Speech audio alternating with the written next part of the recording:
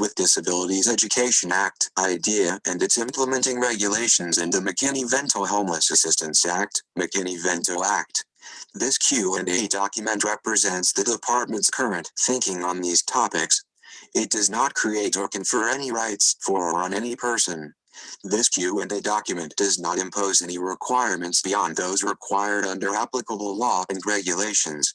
If you are interested in commenting on this Q&A document, please email us your comment at oserskydance@eda.gov. Put the word homelessness in the subject line of your email or write to us at the following address: U.S. Department of Education, 550 12th Street, SW, Room 5122, Potomac Center Plaza, Washington, District of Columbia, 20202-2641. Specifically, this Q&A document provides information to special educators, early intervention providers, and homeless assistance coordinators about some of the requirements of the IDEA and the Mckinney Vento Act that apply in serving homeless children with disabilities. The IDEA assists states in meeting the early intervention needs of infants and toddlers with disabilities and their families, and the special education and related services needs of children with disabilities. The IDEA rights and protections applicable to children with disabilities and their parents under Part B of IDEA grants to states program, and the rights and protections applicable to infants and toddlers with disabilities and their families under Part 100 of IDEA, infants and toddlers with disabilities program, apply to homeless children with disabilities. Part B of IDEA, Part B provides assistance to states, and through them to local school districts, to assist in providing a free appropriate public education, FAPE1, to children with disabilities between the ages of 3 and 21, inclusive. FAPE under Part B of IDEA is a statutory term that has a specific meaning, and includes, among other elements, the provision of Special 1. The term free appropriate public education is used in IDEA, the Mckinney Vento Act, and Section 504 of the Rehabilitation Act of 1973, as amended. This term, however, has a different meaning under each statute. Therefore, the acronym FAPE, as used in this document, only refers to FAPE under IDEA. Questions and answers on special education and homelessness education and related services, at no cost to parents, under public supervision and direction, in an appropriate preschool, elementary school, or secondary school program in the state involved, in conformity with an individualized education program, IEP. States and their public agencies also have an affirmative obligation to identify, locate, and evaluate all children residing in the state who are suspected of having disabilities and who are in need of special education and related services, regardless of the severity of their disability. This obligation, known as child find, is specifically applicable to homeless children. Relevant requirements regarding FAPE and child find under Part B as they particularly apply to homeless children with disabilities are described in more detail throughout this Q&A document. Part 100 of IDEA, Part 100 authorizes assistance to states in developing and implementing a coordinated, statewide early intervention system to meet the early intervention needs of infants and toddlers with disabilities and their families. Some relevant requirements of Part 100 relating to child find and the provision of early intervention services as they apply in particular to homeless infants and toddlers with disabilities and their families also are described further in this Q&A document.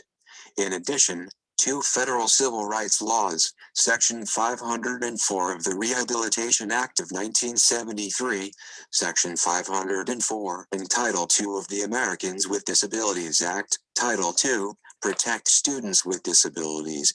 Section 504 ensures that educational institutions receiving federal financial assistance from the Department of Education, do not discriminate on the basis of disability against qualified students with disabilities. Generally, any student with a disability who is of mandatory school age is qualified, regardless of whether or not the student is homeless. Section 504 requires public elementary and secondary school systems to provide a free appropriate public education to each qualified student with a disability, regardless of the nature or severity of the disability. Title II also prohibits disability discrimination by public entities, including public schools, and similarly applies to students with disabilities who are homeless as well as those who are not homeless. For more information on the requirements of Section 504 and Title II, please consult the Section 504 final regulations at 34 CFR Part 104 at http://www.access.gpo.gov/NARA/CFR/WAISIDX_07/34CFR1007.html and the Title II regulations at http://www.access.gpo.gov/NARA/CFR/WAISIDX_07/28CFR35_07.html. The McKinney Vento Act provides assistance to states to help them ensure educational rights and protections for children and youth experiencing homelessness. This program helps state educational agencies ensure that homeless children, including preschoolers and youths, have equal access to a free, appropriate public education, including a public preschool education, as provided to other children and youth. Consistent with the McKinney Vento Act, children experiencing homelessness are to be provided services comparable to those received by other students in the school they attend, including transportation services and education programs for which such students are otherwise eligible, such as services provided under Title I of the Elementary and Secondary Education Act of 1965, as amended by the No Child Left Behind Act of 2001, or similar state or local programs and programs for students with disabilities. These obligations are described in more detail in this document. For more information on the page 2. Questions and answers on special education and homelessness requirements of the McKinney Vento Act, please see the Non-Regulatory Guidance on the Education for Homeless Youth Program, 2004. Found at http://www.ed.gov/programs/homeless/legislation.html. The questions and answers included in this document are based on questions submitted to the department by the National Homeless Assistance Law Center. For clarity, some additional questions and answers have been added to address issues that may arise in connection with providing special education and related services to homeless children with disabilities and affording the rights and protections under Part B to those children and their parents. The information contained in this document is not intended to reflect all requirements of Parts B and C of IDEA, Section 504 and Title II, and the McKinney Vento Act that are applicable to homeless children with disabilities and their families. In some cases, the questions and corresponding answers presented in this Q&A document required interpretation of IDEA, Section 504 and Title II, and their implementing regulations, and the answers are not simply a restatement of the statutory or regulatory requirements. The responses presented in this document generally are informal guidance representing the interpretation of the department of the applicable statutory or regulatory requirements in the context of the specific facts presented and are not legally binding. This document is not intended to be a replacement for careful study of IDEA and its implementing regulations. The statute, regulations, and other important documents, including QS and as released in January 2007, related to IDEA and the regulations are found at http://idea.ed.gov. This website includes the final Part B regulations, which became effective on October 13, 2006, and a notice of proposed rulemaking for Part 100, published at 72 FR 26456, May 9, 2007. A copy of the current regulations for Part 100 of IDEA can be found at http://www.access.gpo.gov/nara/CFR/WAISIDX_007/340CFR307.html page 3. Questions and answers on special education and homelessness. A general requirements relating to the education of homeless children with disabilities authority. Question A1. Answer. McKinney Vento Homeless Assistance Act, as amended, 42 U.S.C. 11,431 et seq., and the Individuals with Disabilities Education Act, Part B, 20 U.S.C. 1401. 1411, 1419, and 34 CFR Part 300, Section 504 of the Rehabilitation Act of 1973, as amended, 29 U.S.C. 794 and 34 CFR Part 104, and Title II of the Americans with Disabilities Act, 42 U.S.C. 12,131 et seq., and 28 CFR Part 35. How does the McKinney Vento Act help to remove educational barriers for homeless children? The McKinney Vento Act, as amended and reauthorized by the No Child Left Behind Act of 2001, NCLB, is the primary federal law addressing the educational needs of homeless children and youth. Its major provisions include the following. Definition of homelessness. The McKinney Vento Act covers all children and youth who meet its definition of homelessness. This means those children who lack a fixed, regular, and adequate nighttime residence. 42 U.S.C. 11,434a2.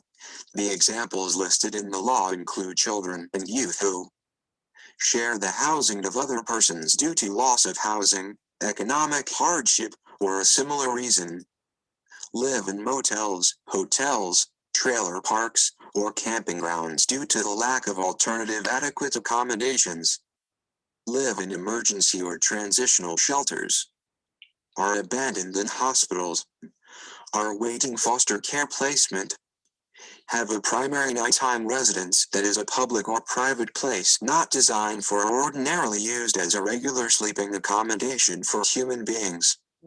Live in cars, parks, public spaces, abandoned buildings, substandard housing, bus or train stations, or similar settings. Are migratory children who otherwise fit the definition of homelessness. Immediate enrollment.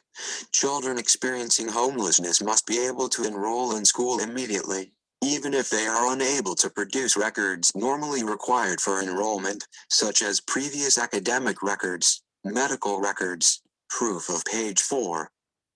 Questions and answers on special education and homelessness residency, or other documentation.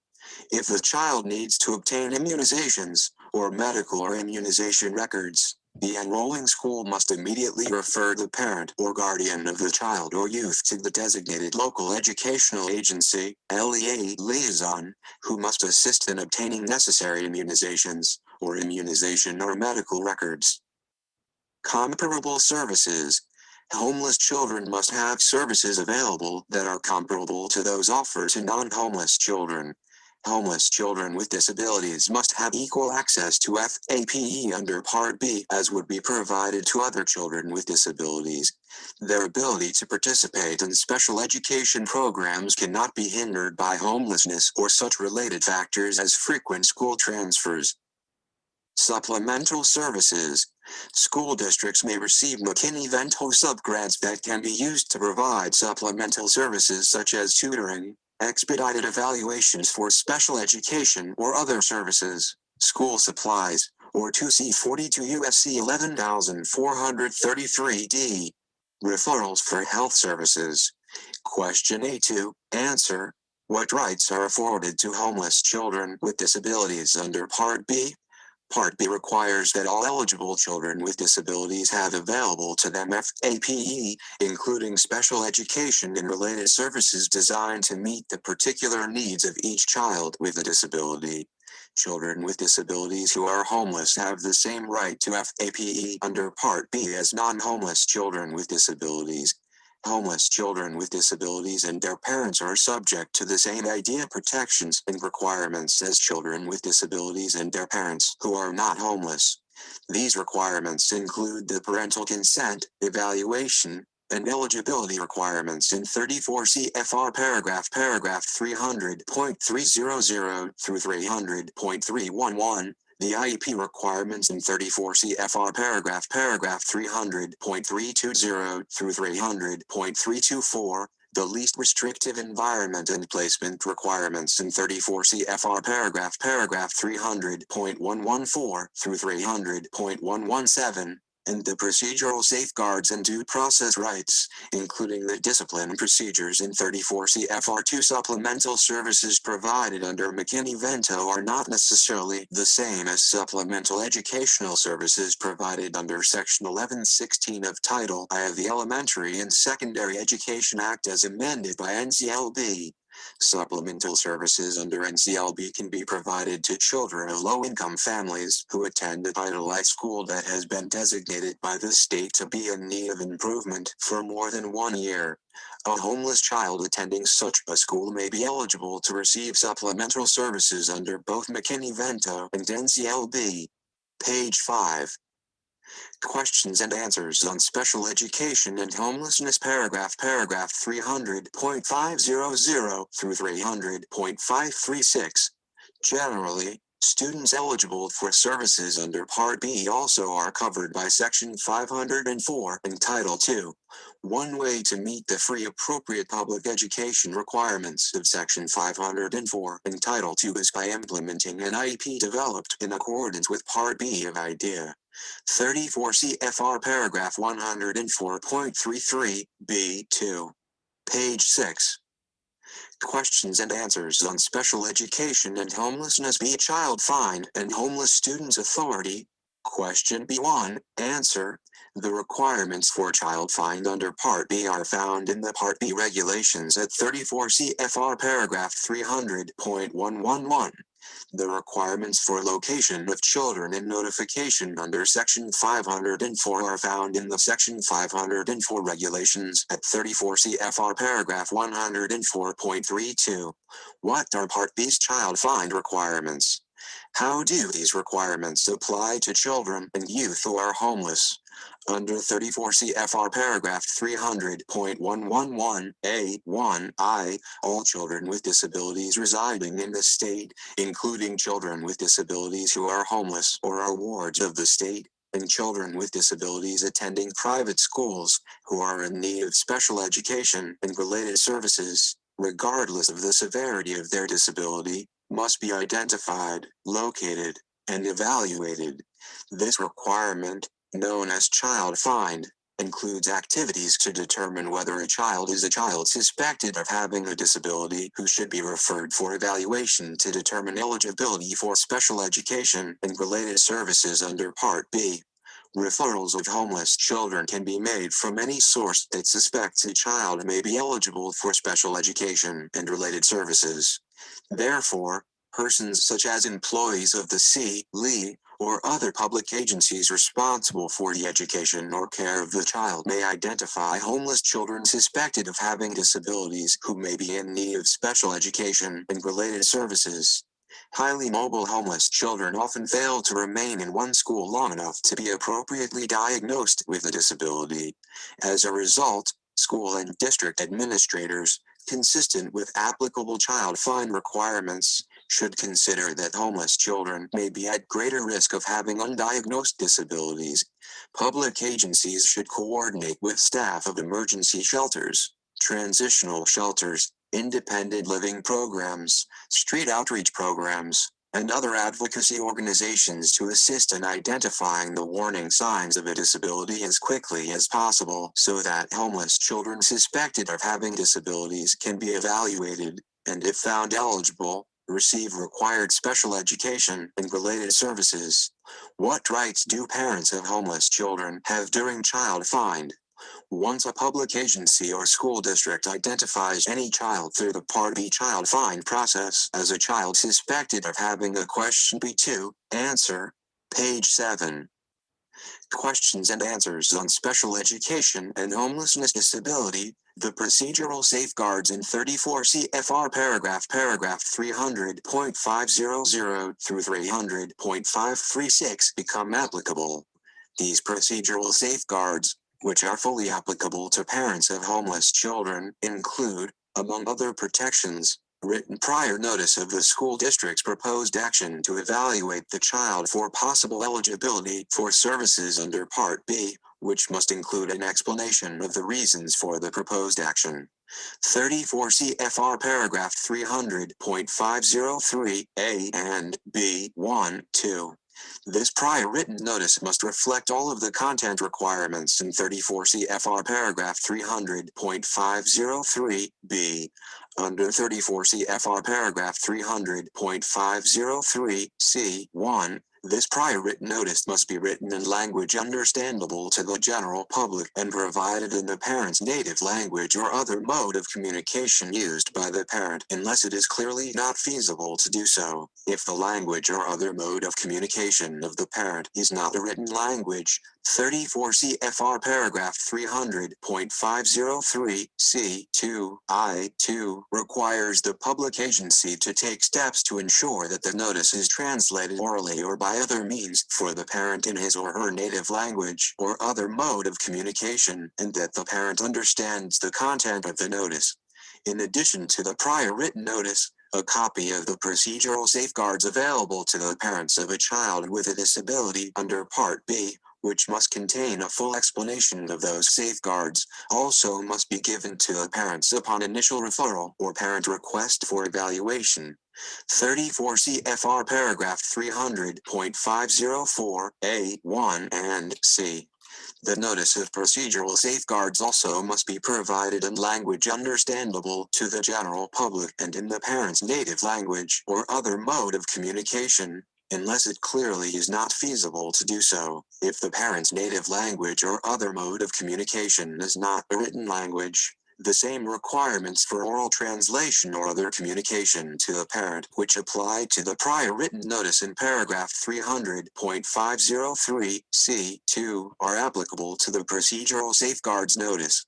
34 CFR paragraph 300.504 D.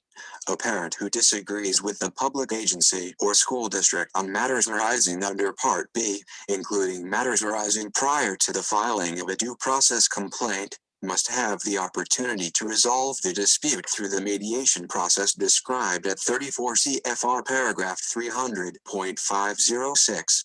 A parent who disagrees with a public agency's proposal or refusal to identify or evaluate their child as a child with a disability under Part B may file a due process complaint notice to request a due process hearing in accordance with procedures in 34 CFR paragraph 300.507 through 300.518. If a child is an unaccompanied homeless youth, the prior written notice and procedural safeguards notice would be provided to the surrogate parent appointed to represent the child in special education matters. Similarly, the page 8. Questions and answers on special education and homelessness. Question B3. Answer. Surrogate parent could utilize mediation or exercise due process rights on behalf of the child. See Section F of this Q&A document regarding unaccompanied homeless orphan surrogate parents. Which children are covered by Part B of IDEA? A child is considered to be a child with a disability under Part B of IDEA if the child is evaluated in accordance with 34 CFR paragraph 300.304 through 300.311 as having mental retardation, a hearing impairment, including deafness, a speech or language impairment, a visual impairment, including blindness, a serious emotional disturbance, referred to as emotional disturbance, an orthopedic impairment, autism, traumatic brain injury, and other health impairment, a specific learning disability, deaf-blindness, or multiple disabilities, and who, by reason of that impairment, needs special education and related services. 34 CFR paragraph 300.8 A1. Children with disabilities under Part B also may include children aged 3 through 9 experiencing developmental delays. 34 CFR paragraph 300.8b. Does Section 504's requirement that recipients of federal financial assistance operating public elementary or secondary education programs identify and locate qualified individuals with disabilities apply to children and youth who are homeless? Yes. Section 504 requires that recipients of federal financial assistance operating public elementary or secondary education programs or activities must identify annually and locate every qualified individual with a disability residing in the recipient's jurisdiction who is not receiving a public education. 34 CFR paragraph 104.32a. The Department interprets this requirement as applying to an individual with a disability residing in the recipient's jurisdiction, regardless of whether the student has an official place of residence or is homeless. Section 504 also requires recipients to provide annual notice to parents regarding the recipient's Section 504 obligations. See 34 CFR paragraph 104.32b. Question B4, answer, page 9.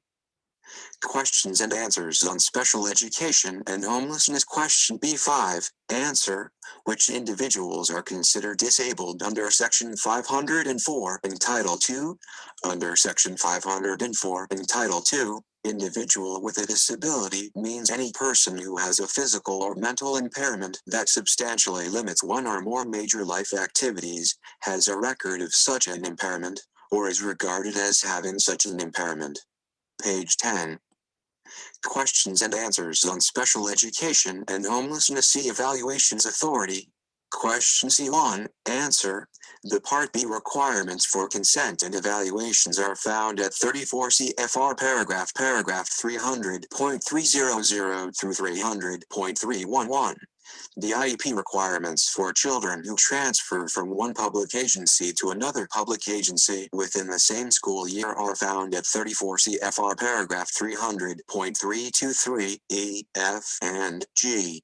The Section 504 evaluation and placement requirements are found at 34 CFR paragraph 104.35. Who may initiate a request for an evaluation under Part B? Under 34 CFR paragraph 300.301b, a parent or a public agency may initiate a request for an evaluation, subject to the parent consent requirements described below, to determine if a child is a child with a disability under Part B.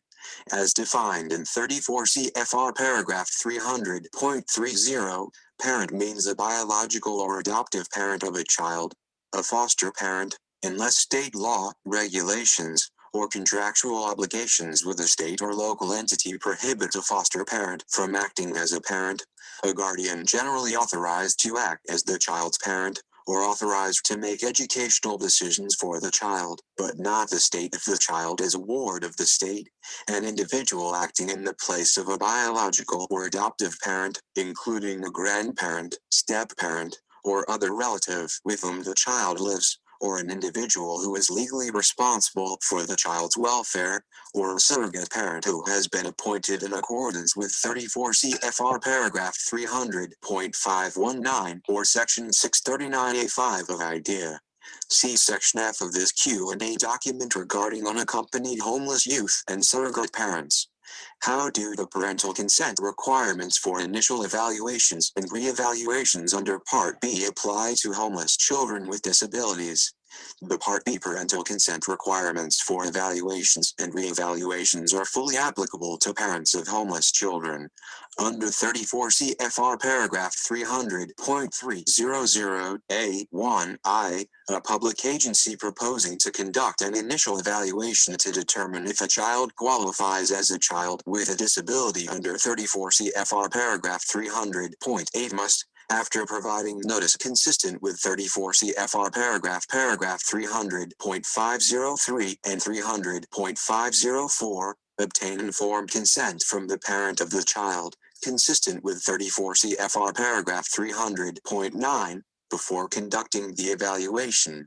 Parental consent for the initial evaluation must not be construed as consent for the initial provision of special education and related services. 34 CFR paragraph 300.300A1-2. The public agency must make reasonable efforts to obtain informed consent from the parent for an initial question. C2, answer, page 11. Questions and answers on special education and homelessness evaluation. 34 CFR paragraph 300.300A1-3.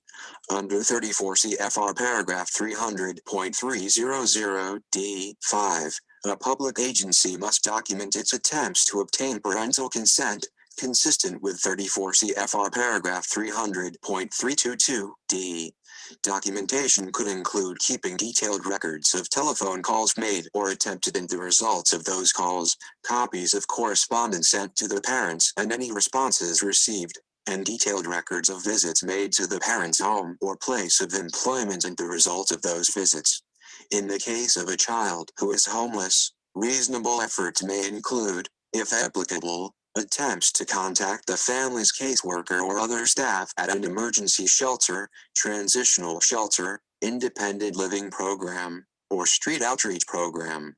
Parental consent for the initial evaluation is required from parents of all children, including parents of homeless children, except under the circumstances specified in 34 CFR paragraph 300.300A2, where the child is a ward of the state and is not residing with the child's parent.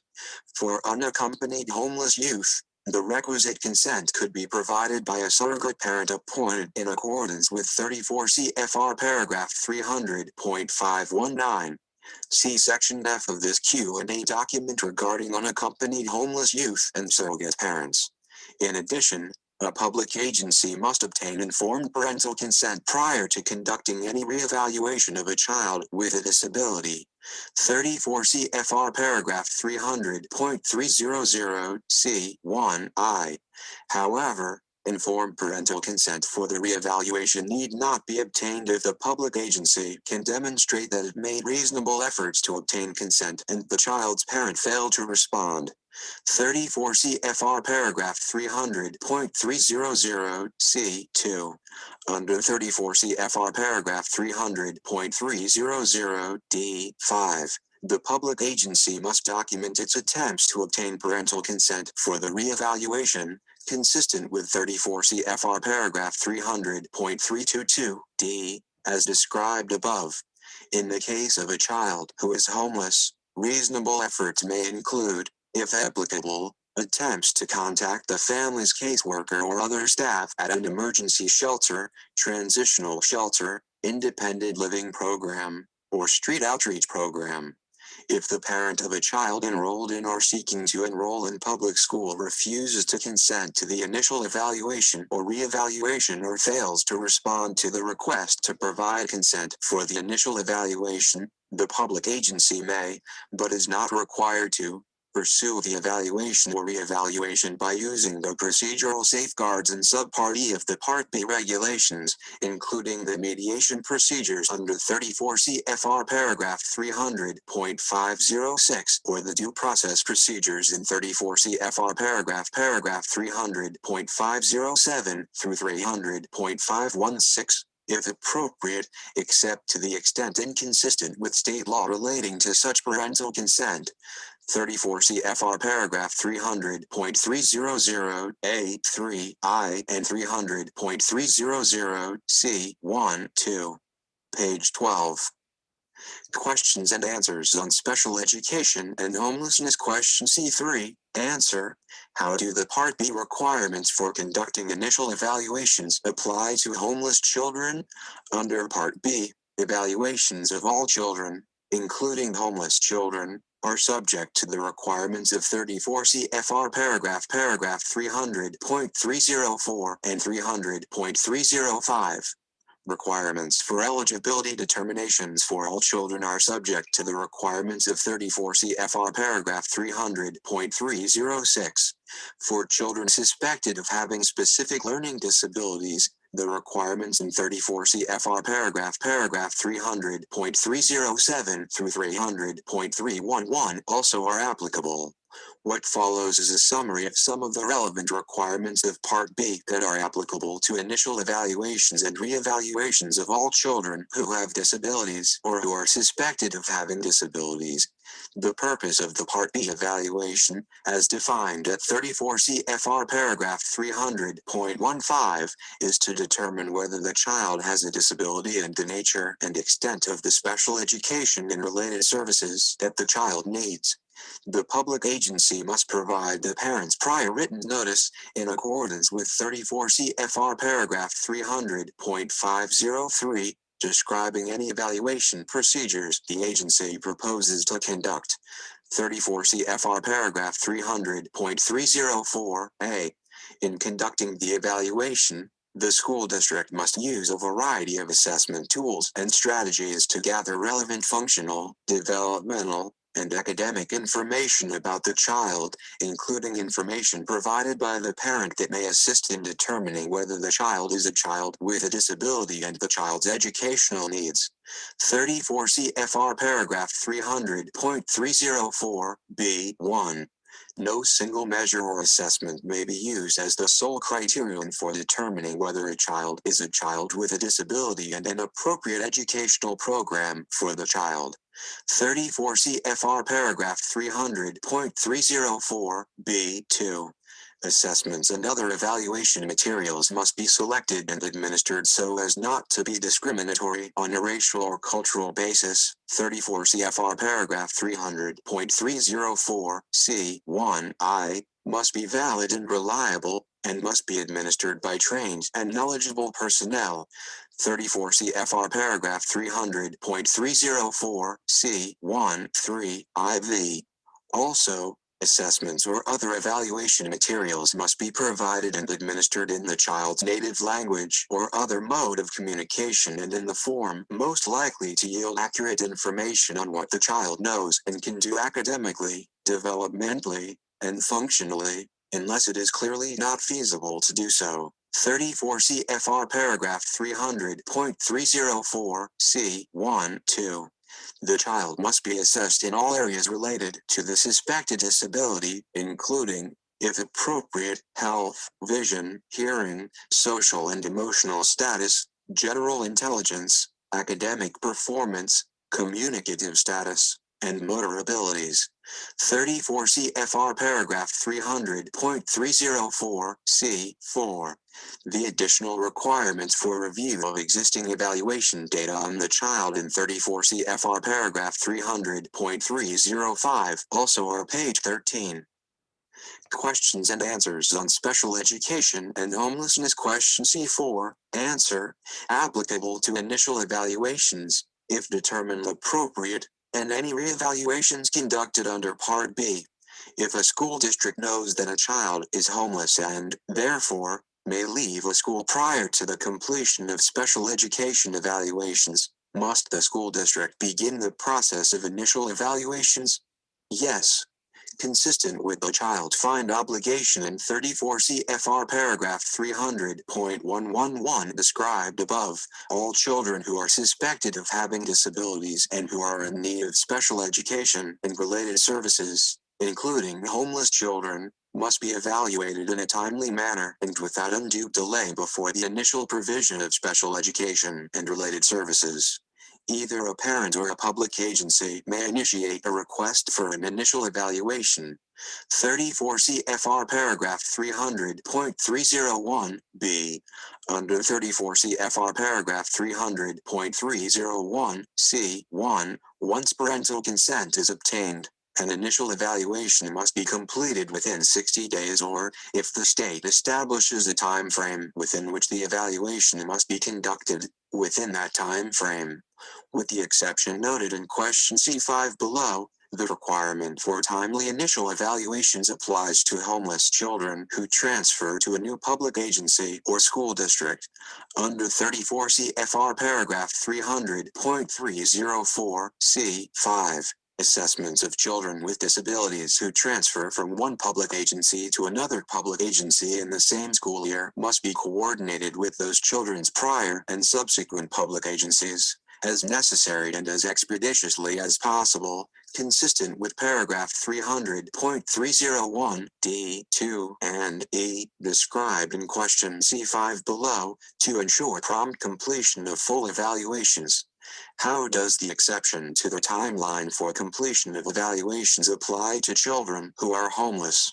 The initial evaluation time frame, whether 60-day or state established, does not apply if 1. The parent of a child repeatedly fails or refuses to produce the child for the evaluation, or 2. A child enrolls in a school of another public agency or school district after the relevant time frame has begun and prior to a determination by the child's previous public agency or school district whether the child is a child with a disability under Part B.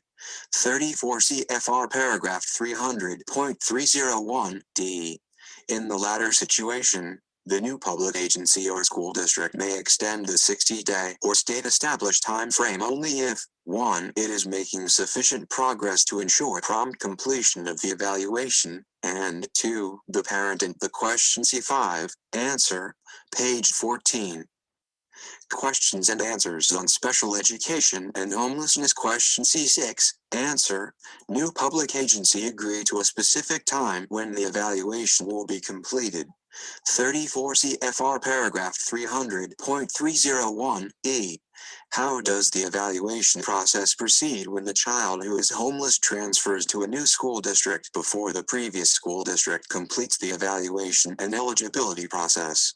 When the child transfers to a new public agency or school district during the same school year while the evaluation is still pending, the child's prior and subsequent schools must coordinate the assessments as necessary and as expeditiously as possible, consistent with 34 CFR paragraph 300.301 D2 and E, to ensure prompt completion of full evaluations.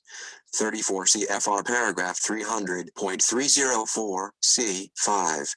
In addition, under 34 CFR paragraph 300.323 G1, the new public agency in which the child enrolls must take reasonable steps to promptly obtain the child's records, including any supporting documents and any records related to the provision of special education and related services to the child, pursuant to 34 CFR paragraph 99.31 A2 of the Regulations for the Family Educational Rights and Privacy Act, FERPA.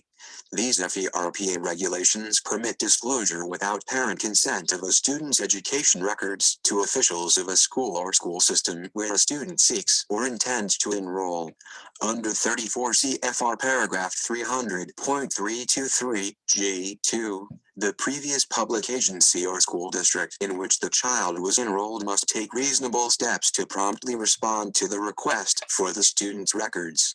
These efforts can assist in the prompt completion of the evaluation process, since the new school district may decide not to replicate the aspects of the evaluation completed by the previous school district.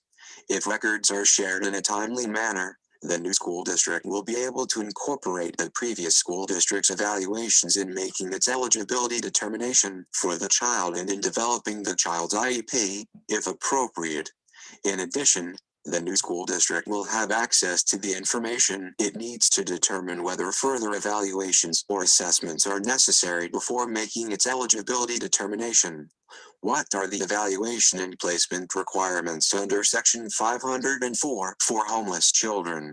A process of evaluation and re-evaluation in accordance with Section 504 is required to determine whether a child has or continues to have a disability under Section 504. A recipient that operates a public elementary or secondary education program or question C7, answer, page 15. Questions and answers on special education and homelessness activity must conduct an evaluation of any individual who, because of disability, is believed to need special education or related services. 34 CFR paragraph 104.35a.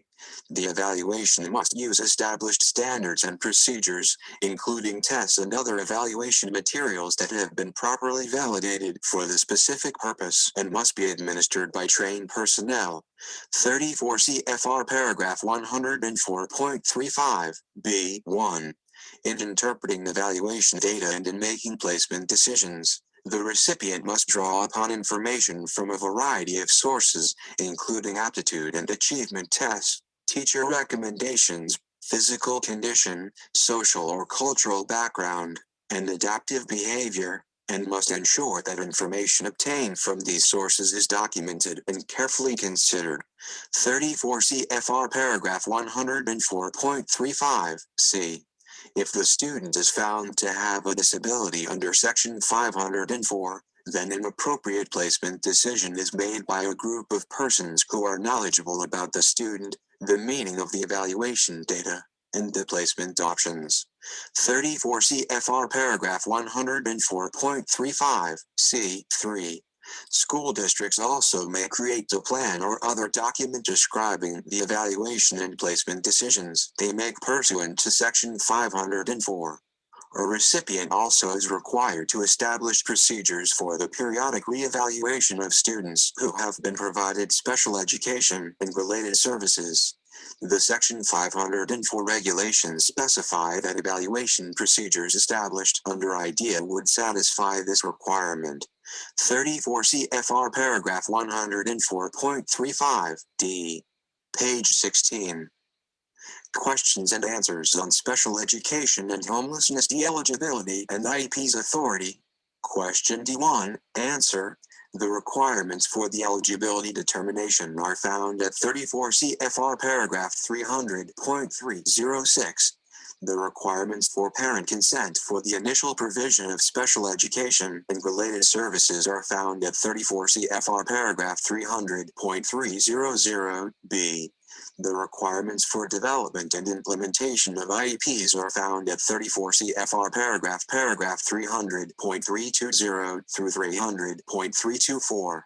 If a public agency determines that a homeless child has a disability following the homeless child's initial evaluation, what steps must be taken before the child can receive special education and related services for the first time? After completion of administration of assessments and other evaluation measures, a group of qualified professionals, including the parents of the child, must determine whether the child is a child with a disability under Part B and the educational needs of the child. 34 CFR paragraph 300.306a1. The public agency must provide the parent with a copy of the evaluation report and documentation of the eligibility determination at no cost. 34 CFR paragraph 300.306a2. If the homeless child is an unaccompanied homeless youth, as defined in Section 725(6) of the Mckinney Vento Act, the requirements for appointment of surrogate parents in 34 CFR paragraph 300.519 would be applicable, and the requirements for eligibility determinations that are applicable to parents would apply to the surrogate parent appointed to represent the child in special education matters. See Section F of this Q&A document regarding unaccompanied homeless youth and surrogate parents. In interpreting evaluation data for purposes of determining whether the child is a child with a disability under 34 CFR paragraph 300.8 and the educational needs of the child, each public agency must draw upon information from a variety of sources, including aptitude and achievement tests, parent input, teacher recommendations, as well as information about the child's physical condition, social or cultural background, and adaptive behavior. 34 CFR paragraph 300.306c1i. Each public agency also must ensure that information obtained from all of these sources is documented and carefully considered. 34 CFR paragraph 300.306c1-2.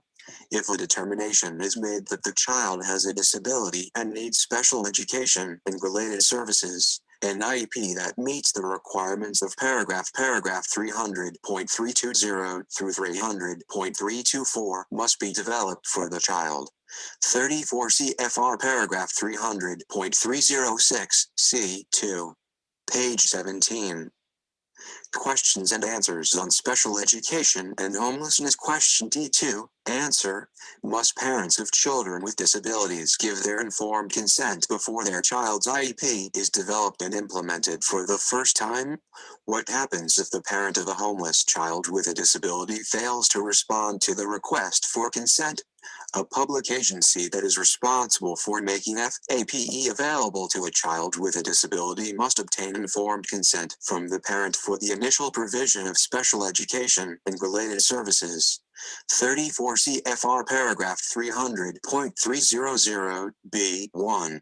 If the child is an unaccompanied homeless youth, the requirements in 34 CFR paragraph 300.519 regarding surrogate parents are applicable, and the public agency must obtain the informed consent of the child's surrogate parent appointed to represent the child in special education matters.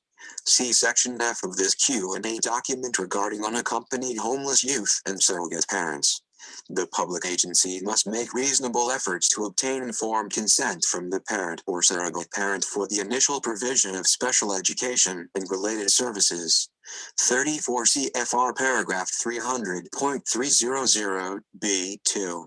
To meet the reasonable efforts requirement, under 34 CFR paragraph 300.300D5, the public agency must document its attempts to obtain parental consent using the procedures in 34 CFR paragraph 300.322D. These procedures include keeping detailed records of telephone calls made or attempted and the results of those calls, copies of correspondence sent to the parents and any responses received, and detailed records of visits to the parent's home or place of employment and the results of those visits. In the case of a child who is homeless, reasonable efforts may include, if applicable, attempts to contact the family's caseworker or other staff at an emergency shelter, transitional shelter, independent living program or street outreach program. If the parent fails to respond or refuses consent to the initial provision of special education and related services, the public agency may not use the consent override procedures, including the mediation procedures in paragraph 300.506 and the due process procedures under paragraph 300.507 through 300.516, in order to obtain agreement or ruling that the services may be provided to the child. 34 CFR paragraph 300.300B3.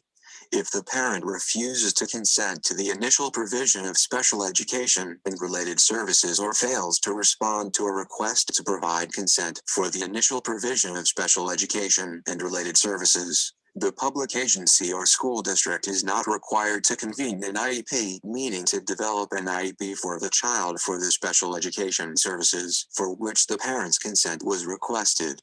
34 CFR paragraph 300.300B42. Page 18.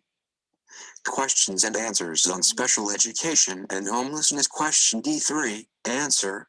What are the timelines in Part B for conducting IEP team meetings? At the beginning of each school year, each public agency must have in effect for each child with a disability in the agency's jurisdiction an IEP as defined in paragraph 300.320. 34 CFR paragraph 300.323A. An IEP is a written statement for a child, developed, reviewed, and revised at a meeting of a team, which includes school officials and parents, in accordance with paragraph 300.320 through 300.324. Each child's IEP must include, among other elements, a statement of the child's present levels of academic achievement and functional performance, measurable annual goals designed to meet the child's needs that result from the child's disability, special education and related services to be provided, supplementary aids and services, and program modifications or supports for school personnel. 34 CFR paragraph 300.320 A1, 2, and 4. The special education and support services are to enable the child to be involved and make progress in the general education curriculum, that is, the same curriculum as for non-disabled students, and to participate in extracurricular and other non-academic activities, and to be educated and participate with children with and without disabilities in those activities. 34 CFR paragraph 300.320 A4, 2, 3. For children aged 16 and older, and for younger children if determined appropriate by the IEP team, the child's IEP must contain a statement of appropriate measurable post-secondary goals and the transition services needed to assist the child in reaching those goals. 34 CFR paragraph 300.320 B. A meeting to develop an initial IEP for a child with a disability must be conducted within 30 days of the determination that the child needs special education and related services. 34 CFR paragraph 300.323 C1. Under 34 CFR paragraph 300.323 C2, as soon as possible following development of the IEP, special education and related services must be made available to the child in accordance with the child's IEP. Each public agency must ensure that the child's IEP team reviews the child's IEP periodically, but not less than annually, to ensure that the annual goals are being achieved, and revises the IEP as appropriate. 34 CFR paragraph 300.324 B1. What steps must public agencies take to ensure that the parents of a homeless child attend their child's IEP team meeting? What steps must the public agency take if the public agency has been unable to confirm a meeting with the parent? Under 34 CFR paragraph 300.322 A, each public agency must take steps to ensure that one or both of the parents of a child with a disability. Question D4, answer, page 19. Questions and answers on special education and homelessness. Question D5, answer, are present at each IEP team meeting or are afforded the opportunity to participate. These steps include notifying parents of the meeting early enough to ensure that they will have an opportunity to attend, and scheduling the meeting at a mutually agreed on time and place. Under 34 CFR paragraph 300.322 C, if neither parent can attend an IEP team meeting, the public agency must use other methods to ensure parent participation, including individual or conference telephone calls, consistent with paragraph 300.328, related to alternative means of meeting participation. If the child is an unaccompanied homeless youth, then the public agency must attempt to schedule the IEP meeting with the child's surrogate parent appointed under 34 CFR paragraph 300.519, and the requisite notice of IEP meetings that must be provided to the child's parents must be provided to the child's surrogate parent. See Section F of this Q&A document regarding unaccompanied homeless youth and surrogate parents. Under what circumstances may an IEP team meeting be conducted without a parent in attendance? Under 34 CFR paragraph 300.322 D, an IEP meeting may be conducted without a parent in attendance if the public agency is unable to convince the parents that they should attend. In this case, the public agency must keep a record of its attempts to arrange a mutually agreed on time and place. This can include detailed records of telephone calls made or attempted and the results of those calls, copies of correspondence sent to the parent's home or place of employment and any responses received, and detailed records of visits made to the parent's home or place of employment and the results of those visits. While attempts to make visits to a family residence may be impossible when families are homeless, public agencies should attempt to locate parents of homeless children through such means as visiting the place where the family is temporarily housed, such as an emergency shelter, transitional shelter, independent living program or street outreach program, or contacting the family's caseworker or other staff from those shelters or programs if appropriate. Page 20. Questions and answers on special education and homelessness. Question D6, answer, What steps must the responsible school district take to ensure that homeless children with disabilities enrolled in new schools in another school district have the opportunity to immediately attend classes and participate in school activities? Part B contains requirements for IEPs when students with disabilities transfer into new school districts, and these requirements are fully applicable to homeless children with disabilities. Under 34 CFR paragraph 300.323e, if a child with a disability who had an IEP in effect in a previous school district or public agency transfers to a new school district or public agency within the same state and enrolls in a new school within the same school year, the new public agency, in consultation with the parents, must provide the child with FAPE, including services comparable to those described in the child's IEP from the previous public agency until the new public agency either adopts the child's IEP from the previous public agency or develops, adopts and implements a new IEP for the child that meets the applicable requirements in 34 CFR paragraph 300.320 through 300.324. Under 34 CFR paragraph 300.323f, if a child with a disability who had an IEP in effect in a previous public agency in another state transfers to a new public agency in a new state and enrolls in a new school within the same school year, the new public agency, in consultation with the parents, must provide the child with FAPE, including services comparable to those described in the child's IEP from the previous public agency until the new public agency 1. Conducts an evaluation of the child that meets the requirements of paragraph 300.304 through 300.306. If the new public agency determines it is necessary, and 2. Develops, adopts, and implements a new IEP, if appropriate, that meets the applicable requirements in 34 CFR paragraph 300.320 through 300.324. Under 34 CFR paragraph 300.323 G1, the new school district in which the child is enrolled must take reasonable steps to promptly obtain the child's records from the previous public agency, including the child's IEP and supporting documents and any other records related to the provision of special education and related services. Each child's IEP must contain, among other elements, a statement of the special education and related services and supplementary aids and services to be provided to the child or on behalf of the child, and a statement of the program modifications or supports for school personnel that will be provided to enable the child to be involved in and make progress in the general education curriculum, and to participate in extracurricular and other non-academic activities, and to be educated and participate with other children. Page 21. Questions and answers on special education and homelessness. Question D7. Answer. With disabilities and non-disabled children in those activities. 34 CFR paragraph 300.320 A4 and 300.324 B.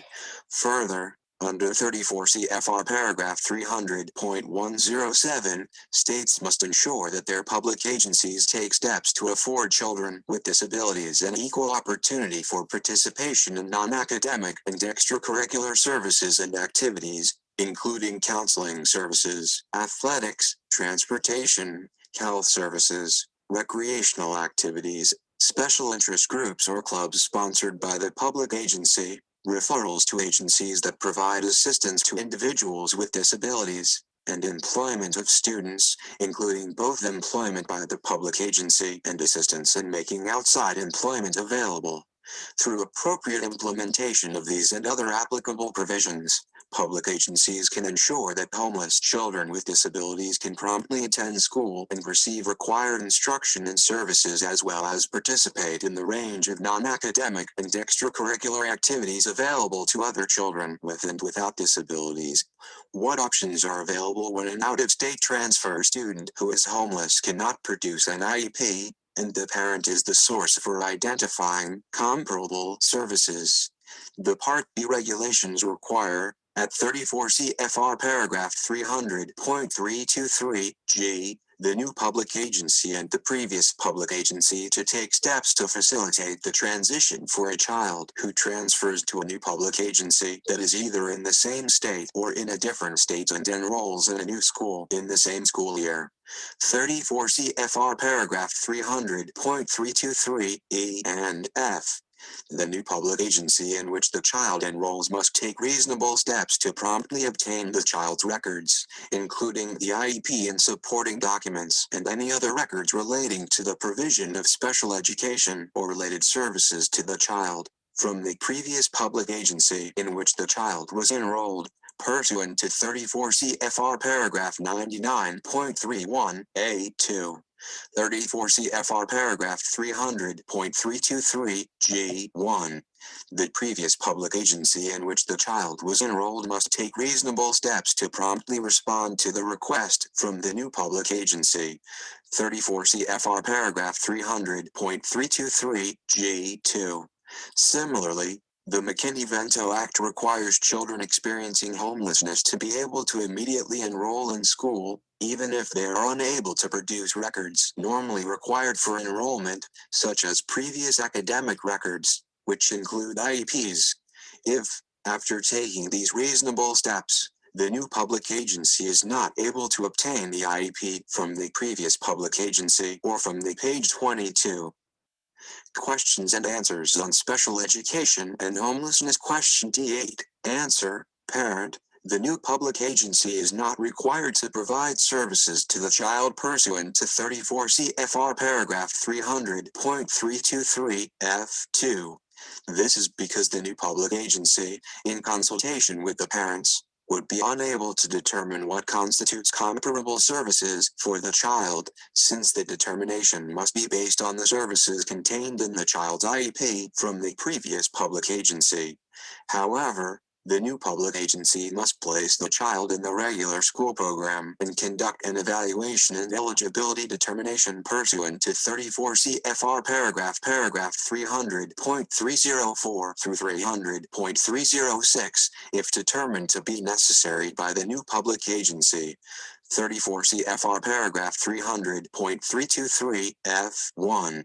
If there is a dispute between the parent and the new public agency regarding whether an evaluation is necessary or regarding what special education and related services are needed to provide FAPE to the child, the dispute could be resolved through the mediation procedures in 34 CFR paragraph 300.506 or, as appropriate, the due process procedures in 34 CFR paragraph 300.507 through 300.518.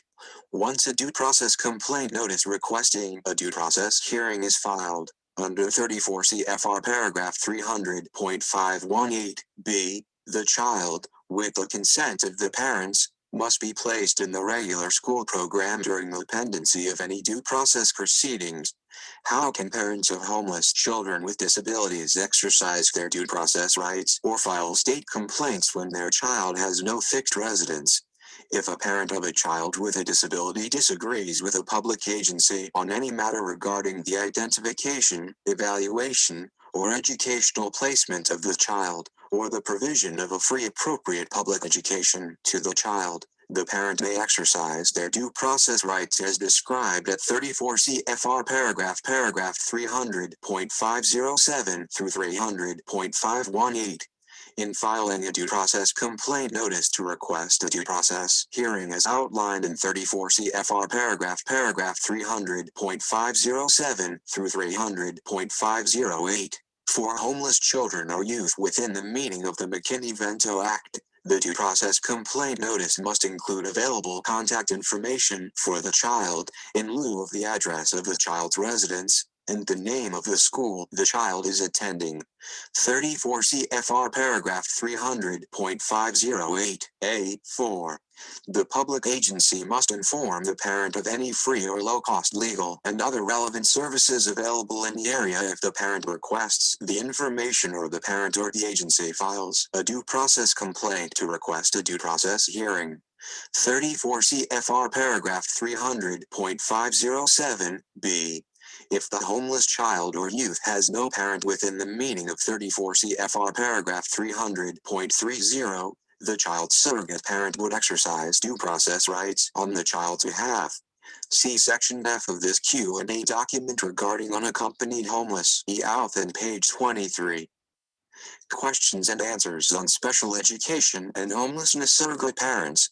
In addition, under 34 CFR paragraph 300.151 through 300.153, states must have procedures for resolving any signed written complaint filed by an organization or individual, including a complaint filed by an individual from another state, alleging that a public agency has violated a requirement of Part B of IDEA or the Part B regulations. 34 CFR paragraph 300.153a.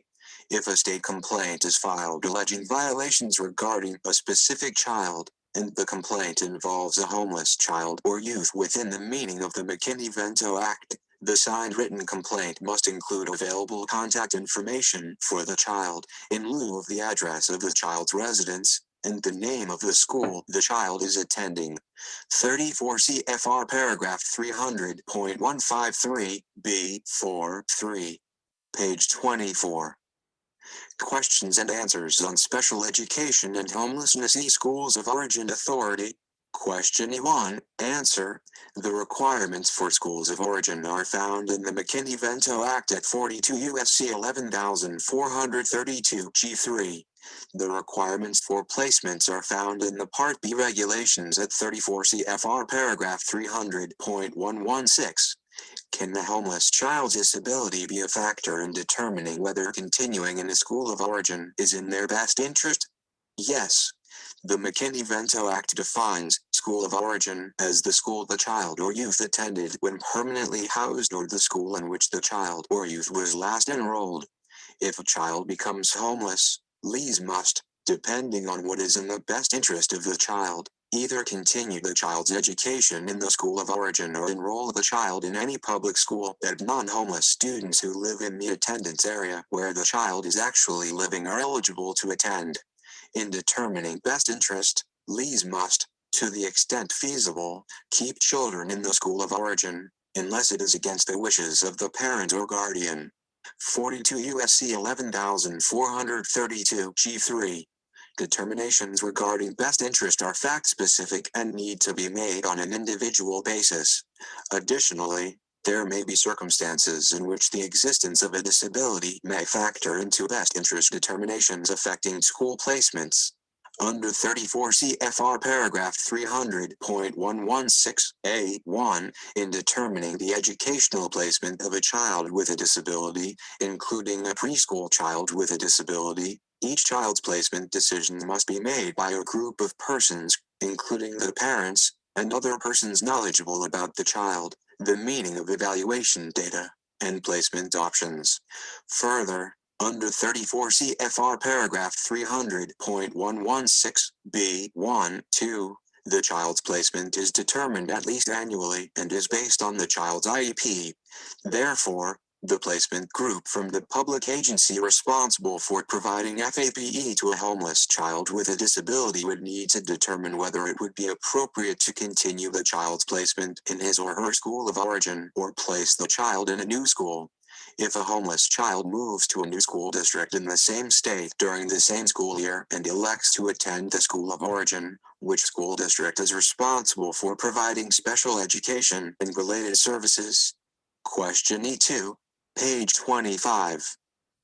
Questions and answers on special education and homelessness. Answer.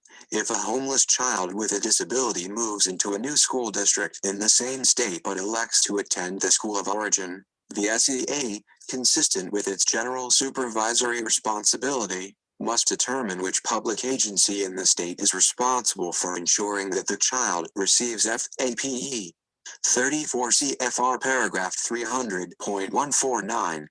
Consistent with 34 CFR paragraph 300.201, the public agency that the state determines is responsible for ensuring that the homeless child with a disability receives FAPE is responsible for obtaining parental consent, conducting evaluations and re-evaluations, and determining eligibility in accordance with 34 CFR paragraph 300.300 through 300.311, developing and implementing the child's IEP in accordance with 34 CFR paragraph 300.320 through 300.324, ensuring placement in accordance with the least restrictive environment provisions in 34 CFR paragraph 300.114 through 300.117, and affording eligible children and their parents the procedural safeguards and due process rights, including the discipline procedures in 34 CFR paragraph 300.500 through 300.536. The SEA could determine that the school district in which the child continues to be enrolled retains the responsibility for providing FAPE to the child, or the SEA could assign that responsibility to the new public agency or school district where the child is located. How does the school of origin provision apply to homeless children with disabilities who move across state lines? If homeless children move across state lines, under IDEA, responsibility for providing FAPE to the homeless child with a disability generally shifts to the state where the child moves. If a homeless child with a disability moves across state lines and continues to attend the school of origin, the department encourages the state where the child moves and the state where the school of origin is to work together to ensure that the homeless child who continues enrollment in the school of origin receives appropriate services. If a homeless child with a disability moves across state lines and enrolls in a new school in a new state within the same school year, the requirements of 34 CFR paragraph 300.323 F and G are applicable.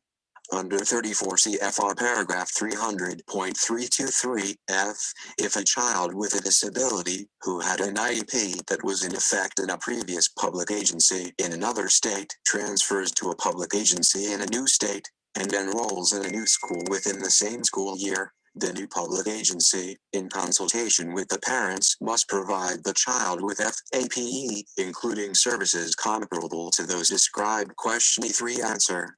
Page 26. Questions and answers on special education and homelessness in the child's IEP from the previous public agency until the new public agency. 1. Conducts an evaluation pursuant to paragraph 300.30.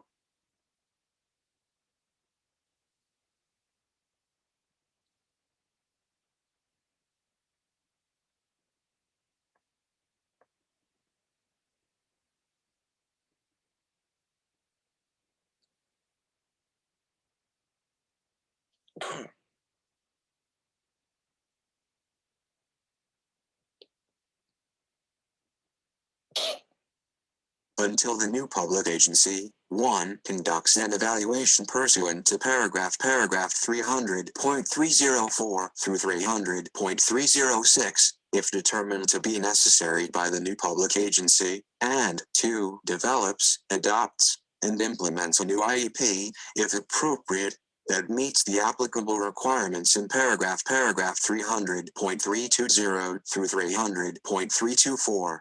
Additionally, under 34 CFR paragraph 300.323 G, to facilitate the child's transition, the new public agency in which the child enrolls and the previous public agency must take prompt and reasonable steps to ensure that the child's records, including the IEP and supporting documents and any other records relating to the provision of special education or related services to the child, are provided to the new public agency pursuant to 34 CFR paragraph 99.31 A2 of the Regulations for the Family Educational Rights and Privacy Act. The IDEA requirements specified in this section of the Q&A document facilitate the provision of appropriate services to homeless children with disabilities who move across state lines. Page 27. Questions and answers on special education and homelessness. F. Unaccompanied homeless youth and surrogate parents authority. Question F1. Answer. The requirements for surrogate parents are found at 34 CFR paragraph 300.519. When are homeless children considered unaccompanied youth, and what protections do these children have under Part B? The Mckinney Vento Act defines unaccompanied youth as youth who are not in the physical custody of a parent or guardian. 42 U.S.C. 11434 A6. If a child with a disability is an unaccompanied homeless youth under 34 CFR paragraph 300.519 A4, the public agency must ensure that the youth's rights are protected through assignment of a surrogate parent, including a method for determining whether the child needs a surrogate parent and for assigning a surrogate parent to the child. 34 CFR paragraph 300.519 A4 and B. An individual appointed to act as a surrogate for the parent must meet all of the selection criteria in 34 CFR paragraph 300.519 D. These criteria permit a surrogate to be appointed in any manner permitted under state law. 34 CFR paragraph 300.519 D1. Under 34 CFR paragraph 300.519 D2. The surrogate parent may not be an employee of the C.L.E. or any other agency that is involved in the education or care of the child, must have no personal or professional interest that conflicts with the interest of the child, and must have knowledge and skills that ensure adequate representation of the child. 34 CFR paragraph 300.519 D2I. However, under 34 CFR paragraph 300.519 F, in the case of a child with a disability who is an unaccompanied homeless youth, appropriate staff of emergency shelters, transitional shelters, independent living programs and street outreach programs that are involved in the education or care of the child may be appointed as temporary surrogate parents without regard to the non-employee requirement in paragraph 300.519 D2I until a surrogate parent can be appointed who is not an employee of an agency that is involved in the education or care of the child. Individuals appointed as temporary surrogate parents still must have no personal or professional interest that conflicts with the interests of the child and must have knowledge and skills adequate to represent the child. 34 CFR paragraph 300.519 D223. Surrogate parents, including temporary surrogate parents, are considered the unaccompanied homeless youth's parent for special educational purposes. Under 34 CFR paragraph 300.519 G, surrogate parents may represent a child in all matters relating to 1. The identification, evaluation, and educational placement of the child, and 2. The provision of FAPE to the child. Under 34 CFR paragraph 300.519 H, the SEA must make reasonable efforts to ensure the assignment of a surrogate parent not more than 30 page 28. Questions and answers on special education and homelessness. Question F2, answer. Days after the public agency determines that the child needs a surrogate parent, what rights are afforded to an unaccompanied homeless youth with a disability who has reached the age of majority under state law? Under 34 CFR paragraph 300.520A, a state may provide that, when a child with a disability reaches the age of majority under state law that applies to all children, except for a child with a disability who has been determined to be incompetent under state law, the public agency must provide any notice required by the Part B regulations to both the child and the parents, and all rights accorded to parents under Part B transfer to the child. Additionally, under 34 CFR paragraph 300.520A3, whenever a state provides for this transfer of rights, the agency must notify the child and the parents of the transfer of rights. A state must establish procedures for appointing the parent of a child with a disability, or, if the parent is not available, another appropriate individual, to represent the educational interests of the child throughout the period of the child's eligibility under Part B. If, under state law, a child who has reached the age of majority, but has not been determined to be incompetent, can be determined not to have the ability to provide informed consent with respect to the child's educational program. 34 CFR paragraph 300.520B. Although not required by Part B, for an unaccompanied homeless youth, These procedures could include the appointment of a surrogate parent in accordance with 34 CFR paragraph 300.519 to represent the child's educational interests throughout the period of the child's eligibility under Part B. Page 29. Questions and answers on Special Education and Homelessness Early Intervention Services Authority. Question G1, Answer. Part 100 of IDEA is found at 20 U.S.C. paragraph 1431 through 1444 and 34 CFR Part 303. The requirements for providing appropriate early intervention services for homeless infants and toddlers with disabilities and their families are found at 20 U.S.C. paragraph 1434(1) and 1435(a)(2). Must early intervention services be made available to homeless infants and toddlers?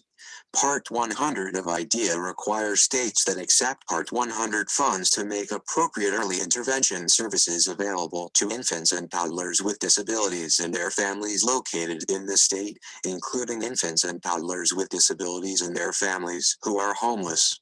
20 U.S.C. paragraph 1434(1) and 1435(a)(2).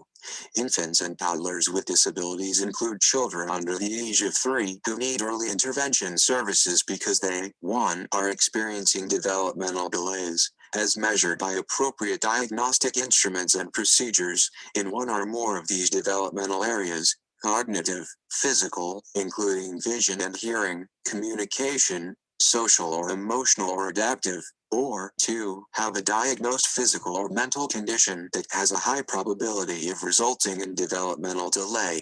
20 U.S.C. paragraph 1432(5)(a). A state may also include, at its discretion, at-risk infants and toddlers who may include at-risk infants and toddlers who are homeless. 20 U.S.C. paragraph 1432(5)(bi). How do the Part 100 child fine requirements apply to homeless infants and toddlers? Part 100 requires the state's child fine system to include the policies and procedures that the state will follow to ensure that all infants and toddlers, including homeless infants and toddlers, in the state who are eligible for early intervention services under Part 100 are identified, located, and evaluated. See 20 U.S.C. paragraph 1412(a)(3)(a), 1434(1) and 1435(a)(2), and 34 CFR paragraph 303.321(b)(1). What are some practices that may be helpful in identifying homeless infants and toddlers who would benefit from early intervention services? The state's child fine system provides that the state may conduct outreach to primary referral sources such as family shelters. For the question G2, answer. Question G3, answer. Page 30. Questions and answers on special education and homelessness.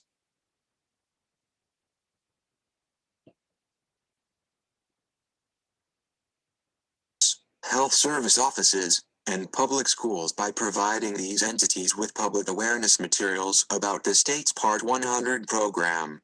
See 34 CFR paragraph 303.320, including Note 1. The Part 100 lead agency may wish to disseminate public awareness materials that summarize the state's Part 100 eligibility criteria, i.e., provide a state-specific definition of infants and toddlers with disabilities and examples of, and public schools by providing these entities with public awareness materials about the state's Part 100 program. See 34 CFR paragraph 303.320, including Note 1. The Part 100 lead agency may wish to disseminate public awareness materials that summarize the state's Part 100 eligibility criteria, i.e., provide a state-specific definition of infants and toddlers with disabilities and examples of key components of the definition, such as diagnosed conditions or developmental delays. Public awareness activities could include developing fact sheets and brochures about the Part 100 program and the Mckinney Vento Act, presentations by Part 100 staff and Mckinney Vento staff at each other's staff meetings, providing informational presentations for parents and professionals at such venues as surrogate parent programs and parent training and information centers, distributing posters and wallet cards about early intervention services for homeless parents at schools, shelters, food banks, and health clinics, and sponsoring family-centered events to inform parents of homeless infants and toddlers about the McKinney Vento Act and the Part 100 program. States also could establish joint child find and identification teams where Part 100 staff refer homeless families to the local liaison, and the liaison refers homeless families with children whom they suspect may be eligible for Part 100 to Part 100 staff for further screening and evaluation. States also may want to coordinate with staff of emergency shelters, transitional shelters, independent living programs, street outreach programs, and other advocacy organizations and seek their assistance in identifying the warning signs of a disability as quickly as possible. Additionally, the State Interagency Coordinating Council under Part 100 must include among its members a representative designated by the Office of the Coordinator for Education of Homeless Children and Youth. 20 U.S.C. Paragraph 1441b1k. Administrators of state Part 100 programs should explore different methods of ensuring the participation of homeless infants and toddlers with disabilities and their families in the state's Part 100 Early Intervention Program. See 20 U.S.C. Paragraph 1437b7. A state, through its Interagency Coordinating Council, could explore the possibility of entering into an interagency agreement for child find purposes with the homeless representative required under IDEA Section 641b1k. This agreement could address streamlining referrals to Part 100 programs from shelters and other primary referral sources, including attaching any relevant and available medical records of a child, training staff from such sources in preliminary screening methods, and jointly developing consent forms that would enable page 31 questions and answers on special education and homelessness communication between Part 100 programs and referral sources, and increase the service coordinator's ability to contact shelter or other staff working with the family. Page 32. Questions and answers on special education and homelessness age coordination between McKinney Vento and Special Education Programs Authority. Question H1. Answer. The requirements for state advisory panels are found in the Part B regulations at 34 CFR paragraph 300.167 through 300.169. The requirements for the State Interagency Coordinating Council under Part 100 are found at 20 U.S.C. paragraph 1441b1k. The requirements for state coordinators under the McKinney Vento Act are found at 42 U.S.C. paragraph 11432f. Does Part B include any requirements for special education personnel to coordinate with homeless education personnel? Yes. Part B requires that state and local homeless education officials be included on state advisory panels established and maintained for the purpose of providing policy guidance on the provision of special education and related services for children with disabilities in the state. 34 CFR paragraph 300.167 and 300.168a5. Other members of the state advisory panel who must be appointed by the governor or any other official authorized under state law to make such appointments, include parents of children with disabilities, ages birth through 26, individuals with disabilities, teachers and administrators of programs for children with disabilities, representatives of other state agencies involved in the financing or delivery of related services to children with disabilities, representatives of institutions of higher education that prepare special education and related services personnel, representatives of private schools and public charter schools, at least one representative of a vocational, business, or community organization concerned with the provision of transition services to children with disabilities, a representative from the state child welfare agency responsible for foster care, and representatives from the state juvenile and adult corrections agencies. 34 CFR paragraph 300.168a. The majority of the members of the panel must be individuals with disabilities or parents of children with disabilities, ages birth through 26. 34 CFR paragraph 300.168b. One duty of the State Advisory Panel is to advise the SEA in developing and implementing policies relating to the coordination of services for children with disabilities. 34 CFR paragraph 300.169e. Similarly, as noted above, the State Interagency Coordinating Council for Part 100 programs must include at least one representative from the Office of the Coordinator for Education of Homeless Children and Youth. 20 U.S.C. 1441b1k. Under the Mckinney Vento Act, state coordinators for the education of page 33. Questions and answers on special education and homelessness. Homeless children and youth must collaborate with other educators to improve the provision of comprehensive education and related services to homeless children. 42 U.S.C. paragraph 11432 G6c. Page 34.